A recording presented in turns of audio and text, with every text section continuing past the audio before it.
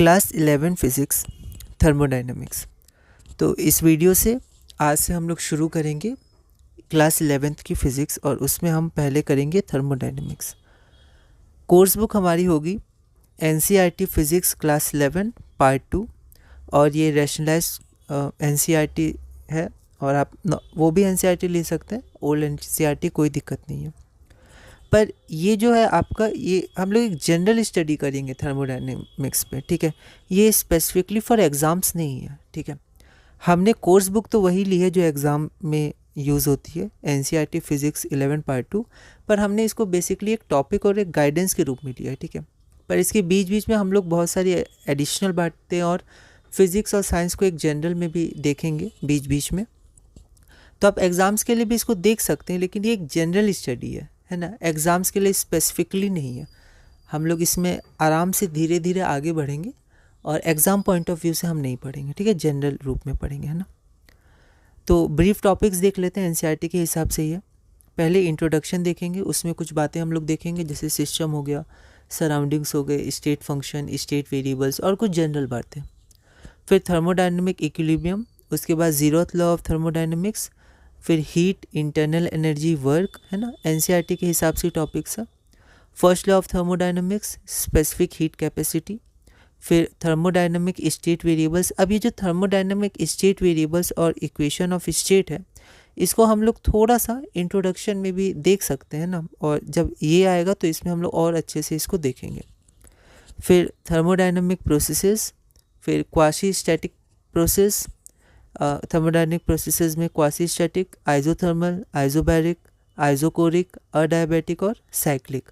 उसके बाद second law of thermodynamics, reversible and irreversible processes और कार्नोट इंजन, है ना।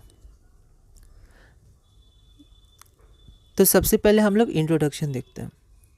थर्मोडायनेमिक्स, अगर हम लोग जनरल देखें तो थर्मोडायनेमिक्स आपका बना है थर्मो प्लस डायनेमिक्स। थर्मो मतलब हीट होता है और डायनेमिक्स मतलब होता है साइंस ऑफ फोर्स, ठीक है, पावर। जैसे मैकेनिक्स में डायनेमिक्स होता है तो पावर या फोर्स के बारे में, ठीक है। तो ये एक जनरल वर्ड को हमने समझा, ठीक है। वैसे इसका और भी डीपर मीनिंग होता है और इसका बहुत ही एक जनरल मीनिंग भी होता है, ठीक है। उसको धीरे धीरे हम लोग देखेंगे। तो थर्मोडायनेमिक्स एक्चुअली है क्या, तो एक ब्रांच ऑफ फिजिक्स है that deals with heat, work and temperature. तो इसमें हम लोग हीट के बारे में पढ़ते हैं, वर्क के बारे में और टेम्परेचर के बारे में, और इनका रिलेशन किसके साथ, एनर्जी के साथ, एंट्रोपी के साथ, ठीक है, फिजिकल प्रॉपर्टीज़ ऑफ मैटर के साथ, रेडिएशन के साथ और अलग क्वांटिटीज़ के साथ इनका रिलेशन क्या होता है, ठीक है। The inter conversion of heat and other forms of energy, तो इनका इंटर कन्वर्शन कैसे होता है, तो ये हीट आ गया, है ना। तो हीट, वर्क, टेम्परेचर, इनका इंटर कन्वर्शन, इनका रिलेशन डिफरेंट प्रॉपर्टीज़ के साथ, सच एज एनर्जी, एंट्रोपी, तो इसके साथ हम लोग रिलेशंस पढ़ते हैं इस टॉपिक में, ठीक है। ये बहुत ही इंपॉर्टेंट टॉपिक है और बहुत ही बड़ा टॉपिक है। इसे इंजीनियरिंग में भी इसका बहुत यूज़ होता है, स्पेशली मैकेनिकल इंजीनियरिंग में, और 11th में हमें बेसिक बातें पढ़नी है इसकी, ठीक है।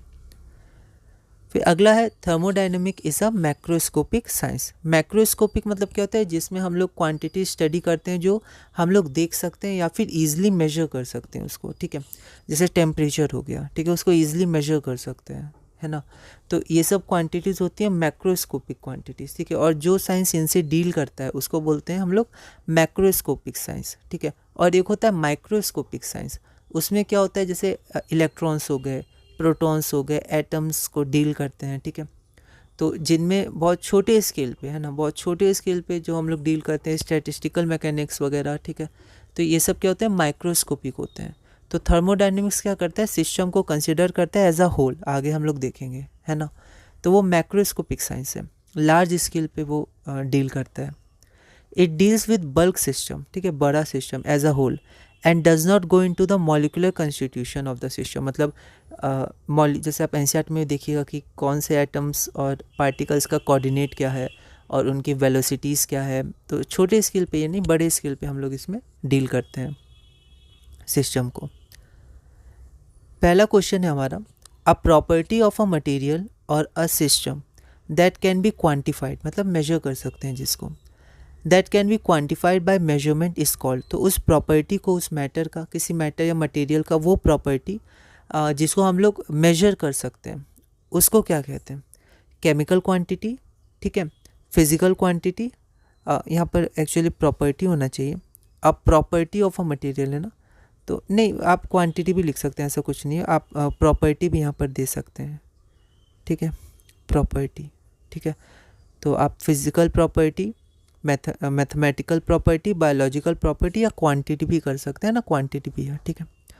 तो वो प्रॉपर्टी एक मटेरियल की जिसको हम लोग मेजर कर सकते हैं, उस प्रॉपर्टी को क्या बोलते हैं? Chemical quantity, physical quantity, mathematical quantity या बायोलॉजिकल क्वांटिटी? एक बार आप इस क्वेश्चन को ट्राई करिए, फिर हम लोग आगे बढ़ते हैं। तो हम लोग उसको बोलते हैं फिजिकल प्रॉपर्टी या फिजिकल क्वांटिटी। तो फिजिकल क्वांटिटी क्या होती है? तो वो एक प्रॉपर्टी होती है किसी भी मटेरियल की जिसको हम लोग मेजर कर सकते हैं, जैसे लेंथ हो गया, मास हो गया, ठीक है, टेम्परेचर हो गया। तो फिजिकल क्वांटिटी क्या होती है? And the quantity which can be measured, तो यहाँ डेफिनेशन है, ठीक है। इसके बारे में थोड़ा और हम लोग देखते हैं।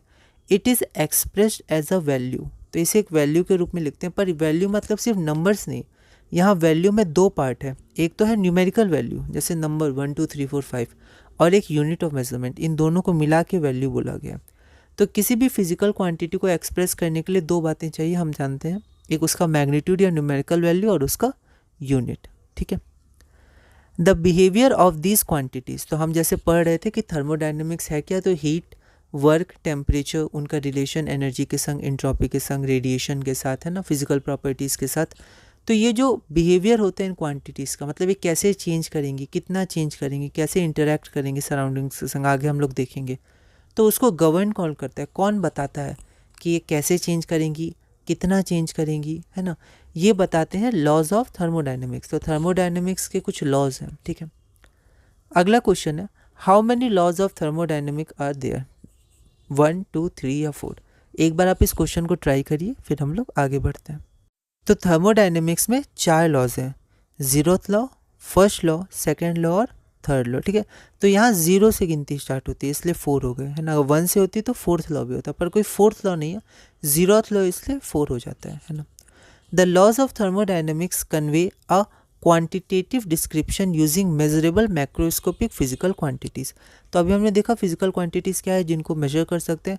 मैक्रोस्कोपिक मतलब जो इजीली मेजर हो जाती हैं, ठीक है, या फिर जिसे हम लोग देख सकते हैं, ठीक है, हम लोग आसानी से उसको मेजर कर सकते हैं, जैसे मास हो गया, लेंथ हो गया, टेम्परेचर हो गया, इन सबको आसानी से हम लोग मेजर कर सकते हैं, ठीक है, और ये हमें दिखती भी हैं कई। तो ये मैक्रोस्कोपिक जो फिजिकल क्वांटिटीज़ है, ठीक है, इनको मेजर करके हम लोग क्वांटिटेटिव डिस्क्रिप्शन दे सकते हैं एक सिस्टम का, ठीक है, हम लोग देखेंगे सिस्टम का।